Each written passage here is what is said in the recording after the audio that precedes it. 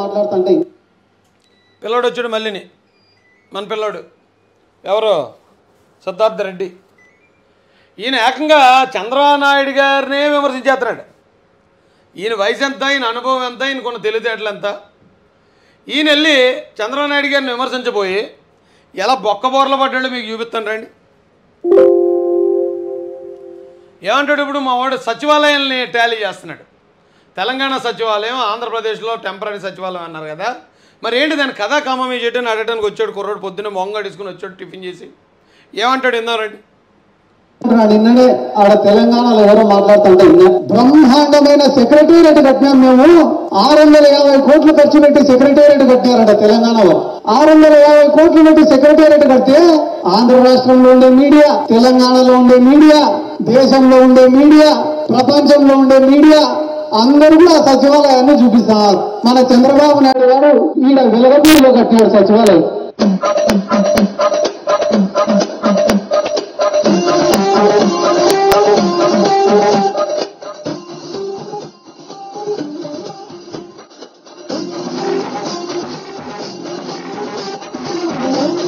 కనీసం సిటీ కేబుల్లో చూపించలేదాన్ని.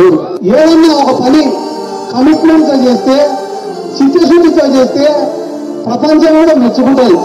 కమిషన్ల కోసం చేస్తే ఎవడన్నా మెచ్చుకునేది. ఆయన కమిషన్ల కోసం చేసేటట్టండి టెంపరీ సచివాలయం అనేది. ఎక్కడ 650 కోట్లతో తెలంగాణలో కట్టిన సచివాలయం గ్రేటు, ఇక్కడ చంద్రబాబు నాయుడు గారు కమిషన్ల కోసం చేశారని చెప్పి.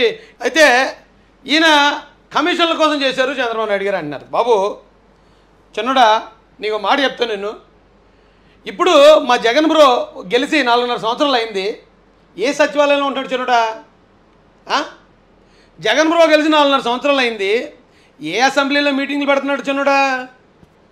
చిన్న జగన్మోహన్ రెడ్డి గెలిచి ఇంతకాలం అయింది. హైకోర్టుకి వెళ్ళాలంటే ఎవరు కట్టిన హైకోర్టుకి వెళ్తున్నాడు చిన్నబాబు? అరే చిచ్చా వినపడుతుందా?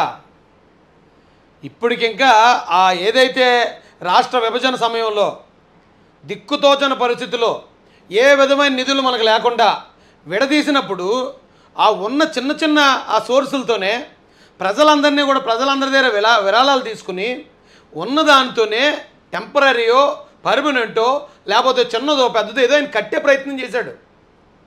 ప్రజావేదిక కట్టే ప్రయత్నం చేశాడు. ఆయన అన్నీ కట్టాడురా చిన్న చిచ్చా. జగన్ బ్రో వచ్చాక ఒక ఇట్టుకన్నా పెట్టాడన్నా. 4.5 సంవత్సరాలు పనిచేసి ఈ 4.5 సంవత్సరాల్లో కనీసం ఒకవేళ చంద్రబాబు నాయుడు గారు కట్టిన సచివాలయమో లేకపోతే అసెంబ్లీయో హైకోర్టో మీకు నచ్చలేదురా. నచ్చడం అని మీరు కట్టుకోలేగా కొత్తవి. మనకే చేత కాదు, మనం ఏం పని చేయడం చేత కాదు, మనం నిర్మించడం చేత కాదు, నిర్మించినోడికి వంకలెట్టడం చేతనవును.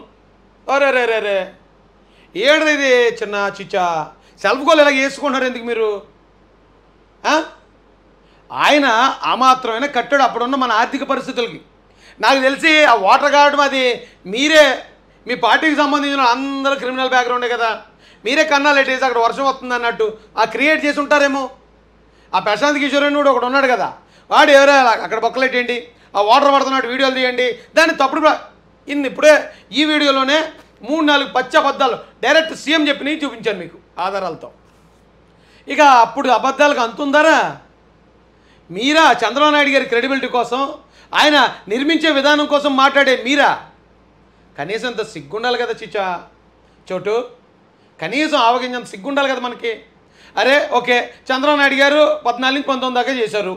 హైకోర్టు కట్టారు, సెక్రటేరియట్ కట్టారు, అసెంబ్లీ కట్టారు. అక్కడ ఎన్నో కొన్ని వందల నిర్మాణాలు లేచిపోయి వేల కోట్ల రూపాయల ఖర్చుతో. ఆయన 5 సంవత్సరాలు చేసినప్పుడు అది చేశాడు. పోనీ ఓకే, ఆయన కరెక్ట్గా చేయలేదు, మనం తోపు తురుంకాలం అని చెప్పుకుంటున్నాం. మనం ఈ రోజున మనం అంతకన్నా ఎక్కువ చేసి ఉండాలి కదా చోటు. ఏమైనా చేసాం మనం?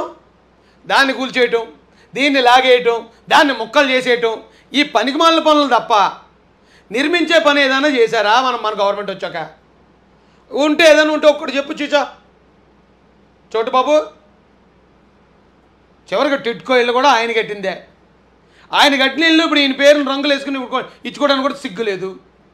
ఆయన కట్టిన అసెంబ్లీలోనే ఇప్పటికీ సమావేశాలు పెట్టుకోవడానికి సిగ్గులేదు. ఆయన కట్టిన హైకోర్టులోనే ఇప్పటికి ఇంకా వాయిదాలు తిరగడానికి, హైకోర్టుతో ముట్కాలు వేయించుకోవడానికి సిగ్గులేదు. కానీ వంకల బలి పెడతారా మీరు? ఇంకా చుట్టూ